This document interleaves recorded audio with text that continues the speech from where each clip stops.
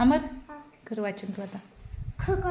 खैला लागला त खैला त व वै ल ल न वैल न गगन गै ससल सा स गै स त गैसास गैसा त तन तै न नलक ना त तै ना त तैला त थ तन थै ममन मा न थैला म थैमान ददन धै व त दै व त फपन फै त न फैटन पैठण फैटन फपन फै त न नाटिनी फैटनी पैठणी म्हणायचं. फैटनी फपन फै झझल झा त पैदा ल पैला पैजार नीट वाचना घाई का करतो.